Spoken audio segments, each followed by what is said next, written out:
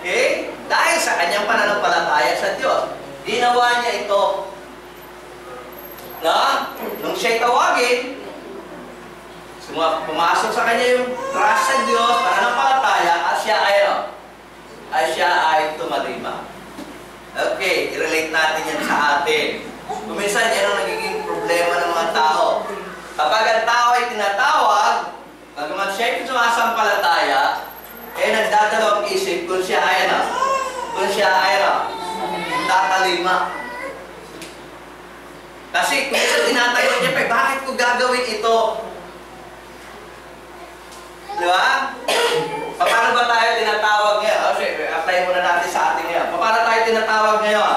Tinatawag ng Diyos ng mga tao sa pamamagitan ng Ebanghelyo. Ba yung nabasa natin sa mga nakasulatan? Tingnan natin. Sabi ko naman na nakasulatan dito po sa Thessalonica. Okay? At ang kapitulo po ay 1 Thessalonians o 2 Thessalonians chapter 2 verse 14. Ganito po ang sinasabi. Sa kalagayang ito'y tinawag niya kayo sa pamamagitan ng aming Ebanghelyo. Okay, so ang mga tao ngayon ay tinatawag sa pamamagitan ng Ebanghelyo. Okay? So, at syempre kapag ikaw ay nakakinig ng Ebanghelyo, dalawa lang naman pwedeng puntahan niya. Kapag nakinig ka ng Ebanghelyo, posibleng ikaw ay sumampalataya, posible na ikaw ay hindi sumampalataya. Pero alam ng Diyos, kapag ipinahayag mo ang salita ng Diyos, ang bunga nito ay pananampalataya. Ang pananampalataya nanggagaling sa sa pakikinig ng salita ng Diyos, sa pamamagitan ng Ebanghelyo. Kapag ikaw ay pinangaralan ng Ebanghelyo, papasok sa iyo yung pananampalataya.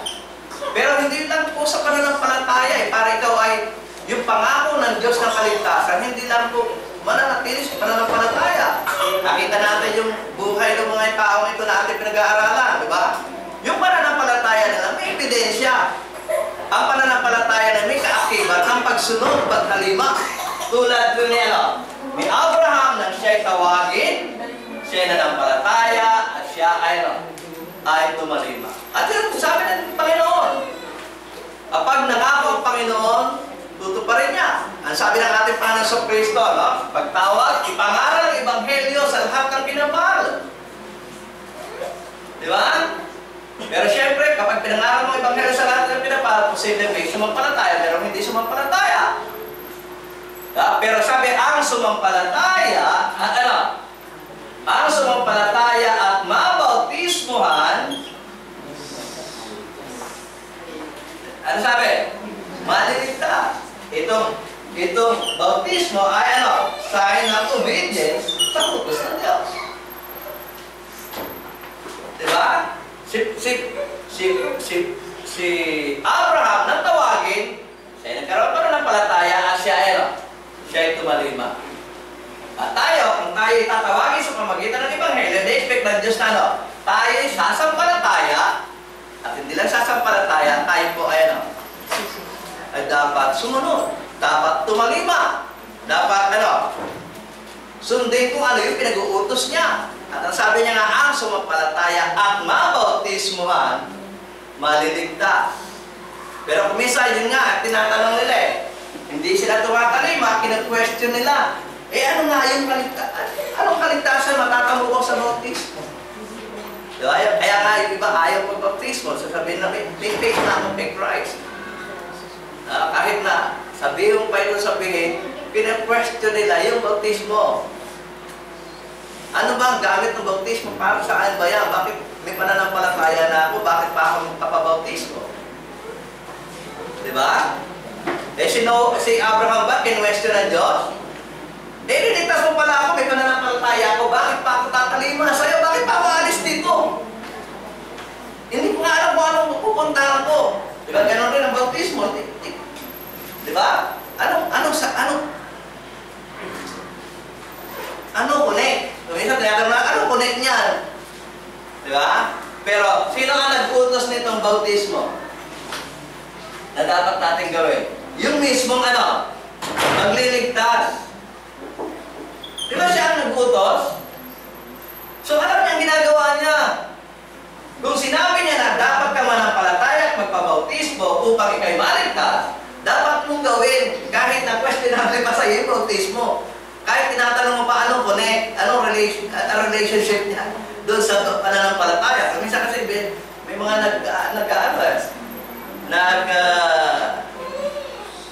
may mga pakatip pang religion na ayaw sa bautismo kung minsan gina-question ito. Minsan binibigyan ka pa nga ng mga hypothetical question na paano Brad kung na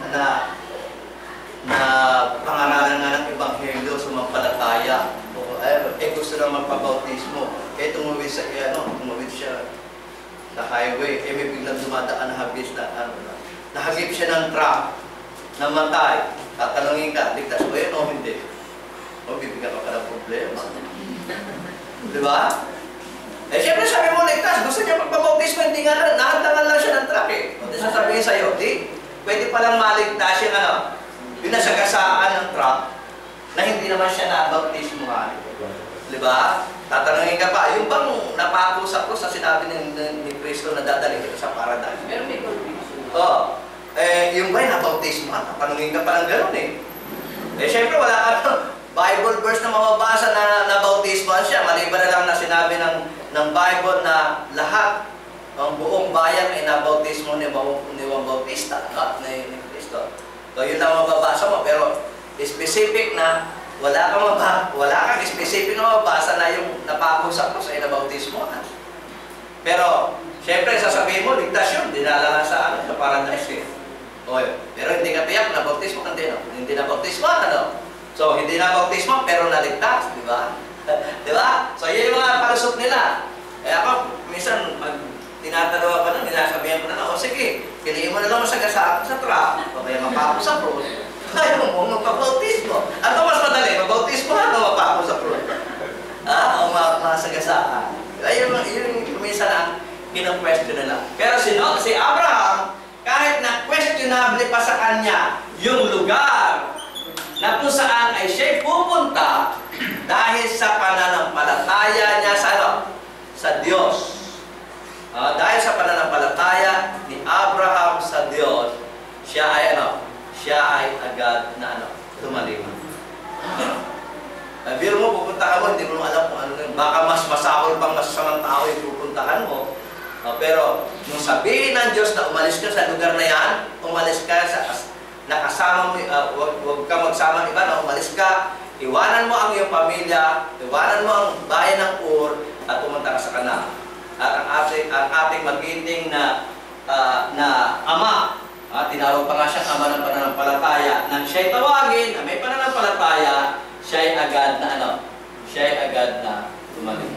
Kaya yung mga aaralan na ng ebanghelyo diyan at sinasabi nyo na kayo sumasampalataya, na kayong magpa-tumpik-tumpik.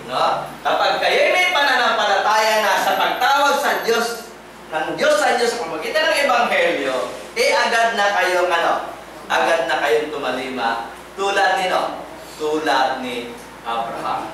Hindi siya tatawagin naman ng pananampalataya kung hindi talaga siya nabuhay, na mayroong pananampalataya at pagsunod sa Diyos.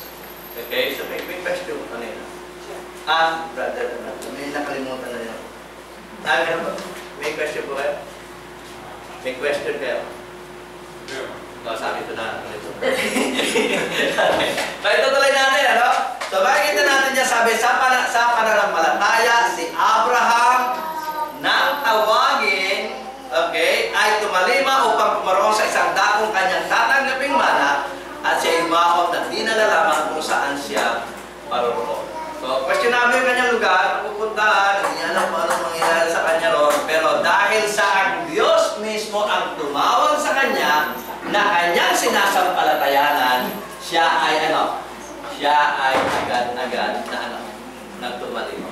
Kaya kayong tinatawag sa pamagitan ng ebanghelyo, kung tunay na may pananampalataya kayo sa Diyos, wag na kayong magdalawang isip.